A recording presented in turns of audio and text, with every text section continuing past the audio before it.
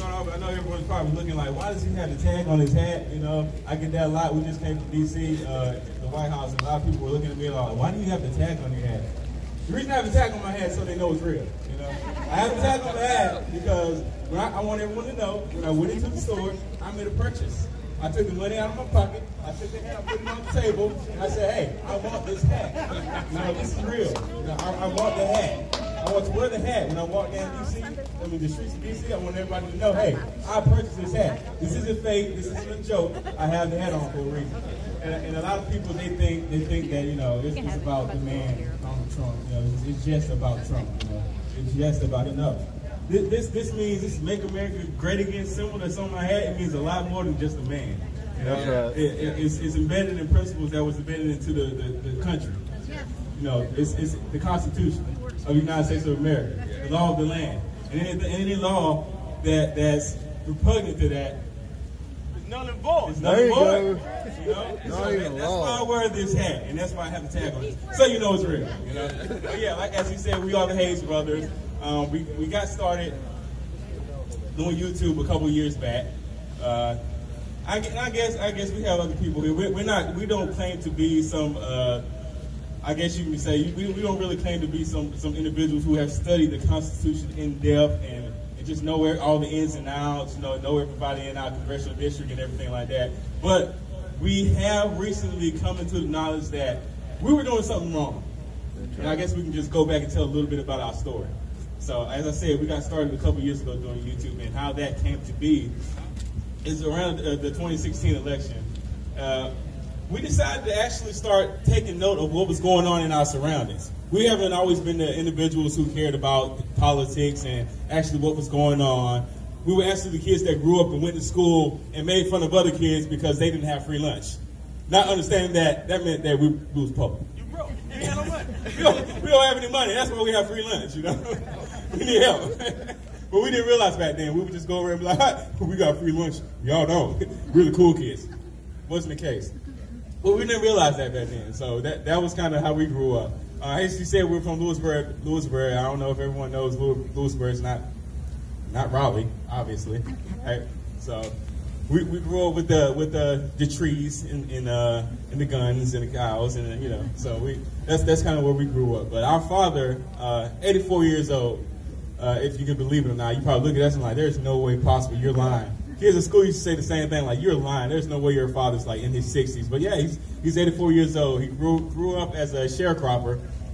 So you can kind of imagine how that life went. So he saw a lot of things growing up, injustices and different things done to him. But the thing about it, he never taught us to hate anybody. He never taught us to have disdain for another individual, you know, based off the color of their skin, based off their beliefs or anything like that. And that's some principles that was embedded in us. And the actual principles that link up with the principles of the nation, right? When you actually look at it. But growing up, we didn't know that.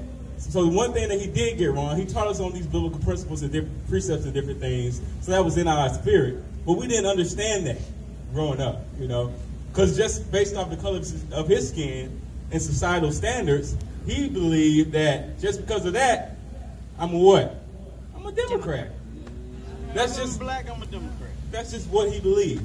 You know, and that same mindset was drafted and grafted into us growing up. So going to school, we would take little tests and different things, and the teacher would say, "Hey, do you know what you are? Like, you know what side you're on? Are you a Democrat, Republican?" And we would, obviously, I'm a Democrat. Obviously, I'm a Democrat, right? That's just what we thought, you know. But once we start, actually, like I said, a couple years ago, things started to change, and we actually started to do some research and look at things. So we.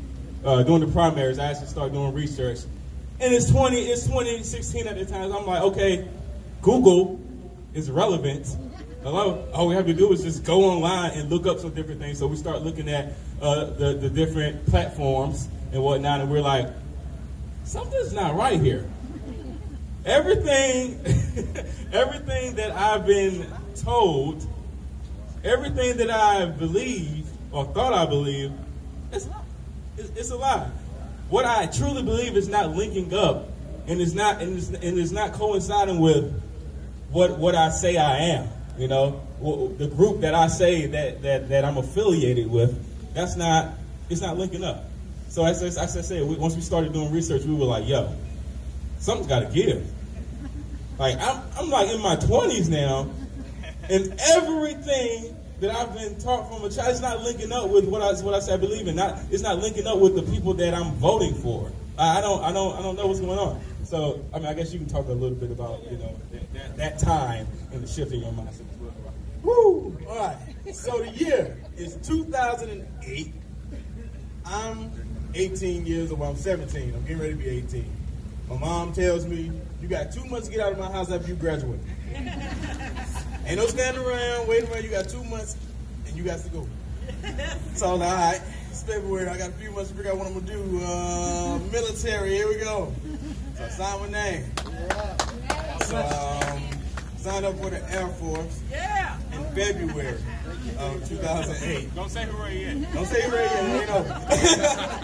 So went all the way, went through, did the training, went all the way through. Then I realized, oh, it's this guy that's going to run for president. I don't know his name. Don't know where he came from, which a lot of us don't. All I know is he's black. I'm voting for that man. Why you voting for him? Because he's black. What other reason do I need?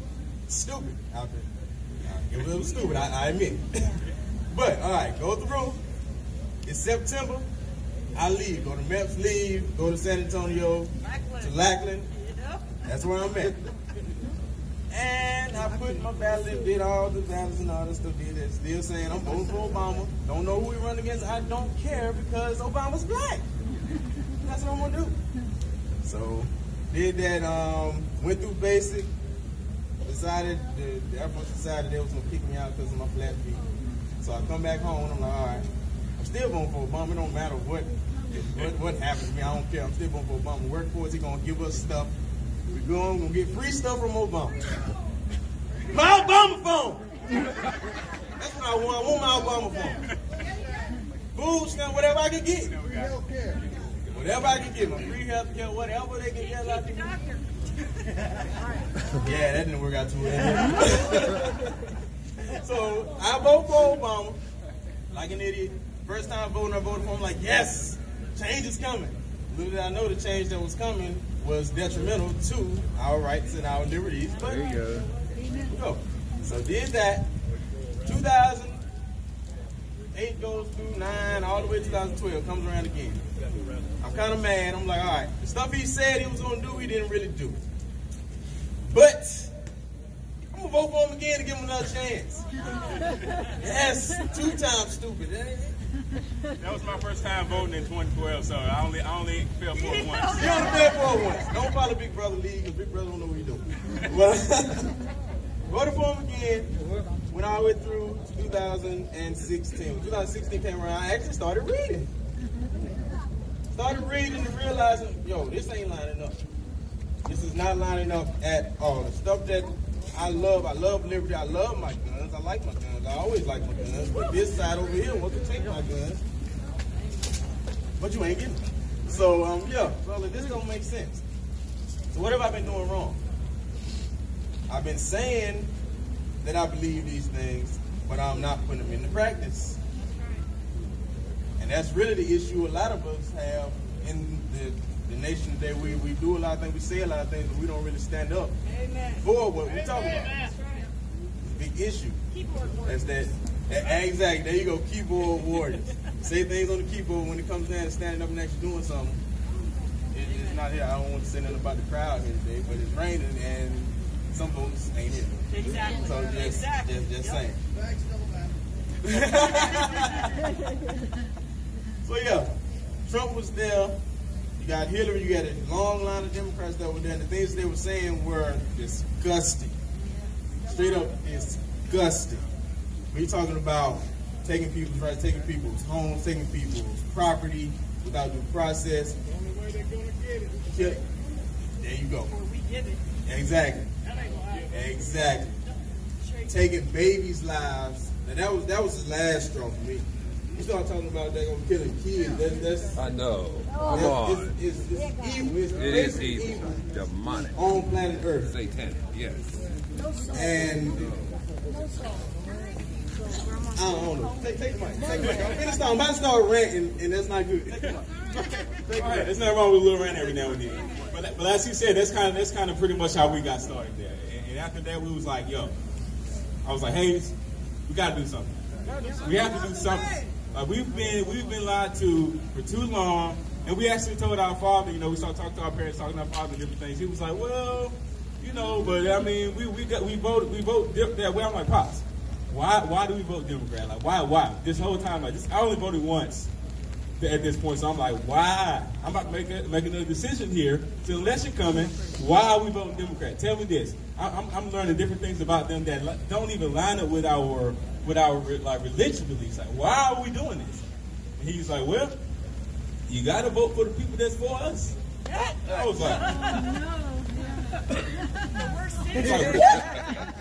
Like, that's your answer? After all this time? Track record shows that they hate you. So Exactly. And that's why I said it's so important. I was like, it's 2016 at this point. Google is relevant. I understand my father. My father, he's like, what, 82 at this time. So he was born in 1934. He couldn't research anything. All he had was what people told him. He didn't have any help back then. So I was like, okay, Pops, I'll give you that leeway. Okay, all right. So, but I'm telling you, and I'm showing you right now, this is not lining with what you believe in.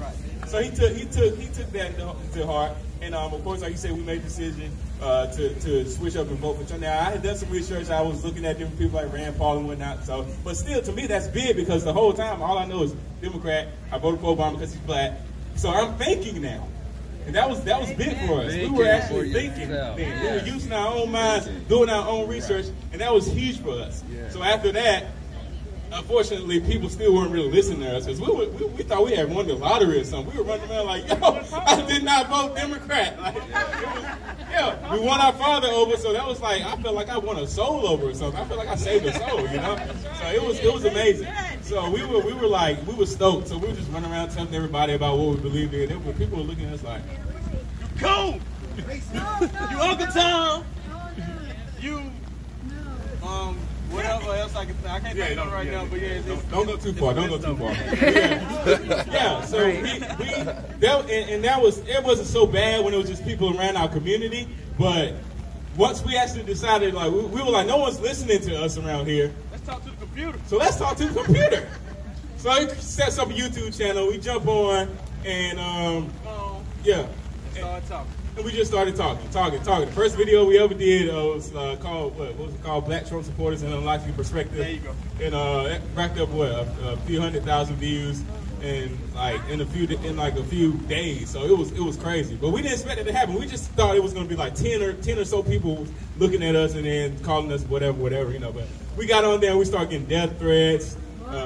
It was crazy. It was crazy. Something that we never expected to happen.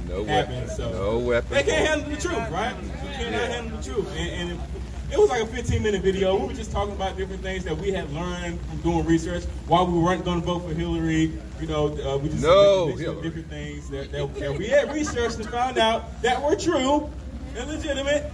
Not based off skin color, not based off something small like that, but based off actual factual information. Yeah. We were just talking about it. And people were like, God, like you said, Coons, Young Tom, I'm gonna come kill your family. So we were like, that was a bad idea. Yeah, we were like, this is real. This crazy guy gave people his address. But whatever. God for the Second Amendment. Please come to our house. So after that, it just became an ongoing thing. We just started doing more research, finding out different lies that we were told, and finding out the truth. And so we just started making videos and constantly, and we've been doing it ever since. And we've been able to, like I said, grow and expand and meet different people. Because to be honest, I said a few years ago, to be 100% honest with you, a few years ago, we probably wouldn't have came here. No. We were like, who has the rope? Exactly, right? Yeah. Exactly. That's where we were at. We were messed up. Yeah. We would have probably wanted to, to be honest, we probably would have wanted to, find everyone in the alley somewhere and yell maggot country and tie a rope around your neck and then pull police on you. That's probably what we wanted to do. Free Justice Smollett. No. Won't get out of my help. No, but really, seriously, that's how messed up we were. We really did not want to affiliate with anyone who was talking about freedom, talking about America. You know, we just thought we would have probably wanted to go knock down some statues too. You know, it was just like we were just so messed up in our thought process, and it wasn't based off of any actual empirical evidence of anything, no type of research at all. It was just the fact that we saw our skin color. It isn't that just so backwards. You know, a lot of people will look at certain people and say, well, they're racist because of this, they're racist because of that. And then we'll turn around and by the same standard, we use our skin color and I guess we look at it and say, yeah, we put ourselves on a pedestal a lot of times as well. It's like, so isn't that just like, I know it's a real, there's no such thing as reverse racism, but I mean, come on, racism is racism. So yeah, it doesn't even matter who it's coming from. So yeah, exactly. And so then we started doing more research and finding out, like, you know, different things like, hey, I'm gonna go down the road because that's but yeah, like I said, we continuously did research and now we're here. And now it's like I feel like you guys are more so family to me than a lot of people that I actually have the same blood with, you know. Yes. So, woo! And we love you all as well, you know, because this is really what it's all about, you know. Because we started doing research as well, finding out about the Constitution and how important it was, not just to one specific race of people, but to all of us as Americans, right? We start realizing like the principles and the things that this is built upon, you know, it's really beneficial to all of us. We start figuring that out, and it was like, yeah, after that, I'm like, hey, there's no going back from this. You know, we get called, like you said, every name under the sun, but it doesn't even matter anymore because we know where our foundation is embedded in. You know, we know who our family is. We know who has our back. You know, so that's what it's all about now. It's waking other people up as well, especially, I guess you could say, in the black community, because there are so many of us that really don't understand, and we try to make it like it's not something that's beneficial to us. That is not something that is important to people of color. We try to make it like, yeah, that has nothing to do with us. That's just those white folks over there. That has nothing to do with us, but that's not true. It got something to do with all of us. It has something to do with all of us. So and another thing is like we linked up with, I don't know if you all know Chris Ann Hall. She's amazing. She actually came down a couple months ago, I think. And she came and came to our house and sat down. I said our house as if we live together. We live close to each other. But she actually took the time out. She came and she sat with us, and like that was an amazing experience. And we were able to sit with her, and she was able to sew with us and talk about the Constitution. And even before that, I didn't realize how important the Constitution was. But now we're starting to research it, and like it's amazing. You know, just looking into the documents and then the founders and the different things that they had in mind in, you know, creating the document itself. It's like, wow, this is something that really is hard for us to understand, but it's very important. So, like I said, we're going to continue to do that, and research, and then and try to teach those in our own community, you know, the truths behind the Constitution and the truths that this country and everything this country has to offer, you know. Because there's so many of us that really are so dependent upon the government, and that's what upsets me as well. Because it's like we grew up in the church and everything, you know, and we'll say that, yeah, God is, you know, my strength, you know, He's the joy of my strength and all this, but we still depend on the government. You're replacing God with your government. Yeah. There you go. Yeah. There you go. To teach us to wait on them. Exactly. It's just basically, if you're looking at the Constitution and you believe in God, and you believe that God is the source, and God put the people in place to write the Constitution, to put the Constitution in place to give you basically a hedge from your government, so your government does not overstep their bounds and try to take what's rightfully yours. If I work for what I got and I build up what I have, and the government will come in and tell me that I have to give that to someone else that does nothing, that is fundamentally twisted and wrong. That'll work. Yeah. Fundamentally twisted and wrong. Yeah. If a man don't work, a man don't eat. I mean, and it's up to me to decide if I want to help this man or not with what I have. Not the government to come in and just say, hey, you obligated to give this man a portion of what you have. That ain't how it works.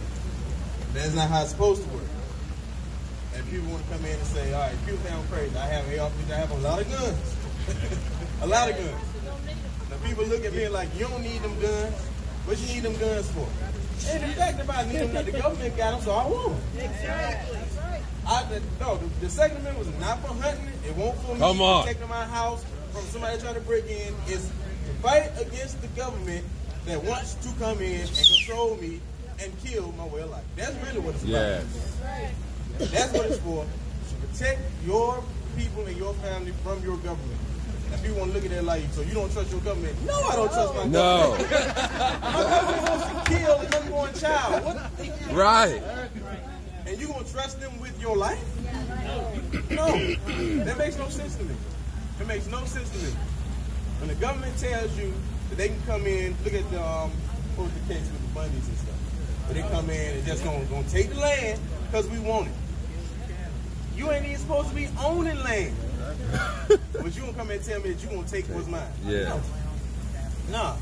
I work for this. God gave me the ability to build this up for me and my family, and you ain't gonna take it. That's how I feel about it.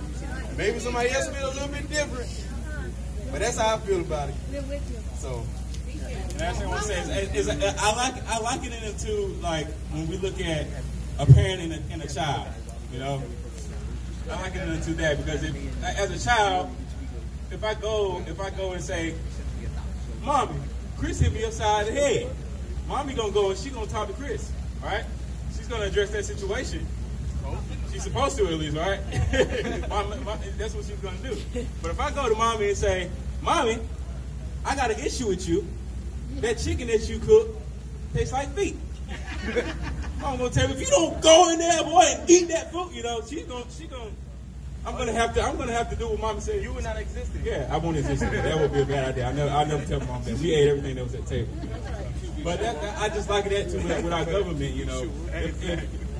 As far as like we're talking about the redress of grievances, if I have a grievance, if I have an issue with the government, and that should address that issue, correct? But that's not always what happens. You're the employer. Now, exactly. And like I said, work for us. You work for us, exactly. And that's why I say if I'm telling my parents, if I'm having an issue with them, they can check my brother. But if I have an issue with them, they're not gonna. They don't have to do anything because they're my parent. And that's where the government treats us like we're their kids. Oh. That's not the case. Right? That should never be the case. But that's how they teach. But that's exactly how they teach. They teach us to be servile. They teach us to wait on the government and wait for the government to do everything for you. And the government is almighty. But that's not how it's supposed to be. The government works for you. The government is our representative. The federal government is supposed to protect our property and protect our rights. But instead, they take our property and they destroy our rights. And like another big thing I found out is and I don't know how that operates here, but I was always that we have here, but I've been reading a lot about civil asset forfeiture and how that works. And I'm like, yo, we think you did a crime. Yeah, we think you did something wrong. Give it to me. Accusation, not a conviction. Off an accusation, our property can be taken from us. You know, and it is called forfeiture, and that's crazy to me. It's like, I'm forfeiting, I'm basically giving this away, but you're taking it. You're stealing it, essentially, is what's happening. Exactly what's happening. And that is our government. You know, that's mommy and daddy right now.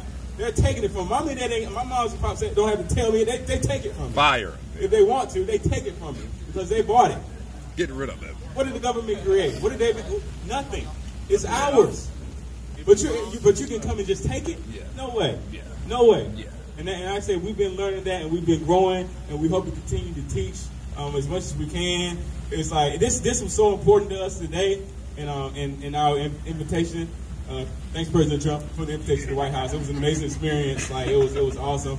But our job was telling us that no, you're gonna work, you're gonna sell these cars, boy. So we decided to terminate our contract with our job. Get out of town. No, we did. We were like, no, we're not. I don't care about selling the darn car. Thank y'all I don't care so about much. selling the car, dude. Like, I'm going to the White House.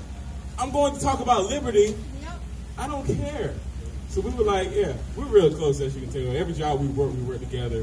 You're like, you know, so we trust God to provide for us. You know, He's really the source of our strength. Yes. Not the government. Yes. Not a job, but God is. Yes. So we felt completely okay with the decision that we made to quit our jobs in order to be here, in order to be able to go meet the president.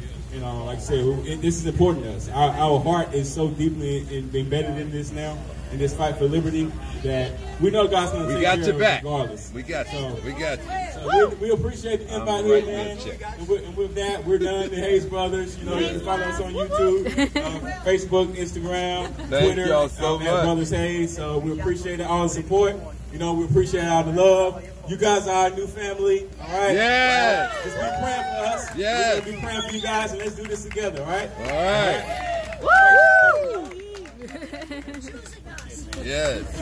Let's hear it one more time. The Hayes Brothers, people. Let's hear you. Wow.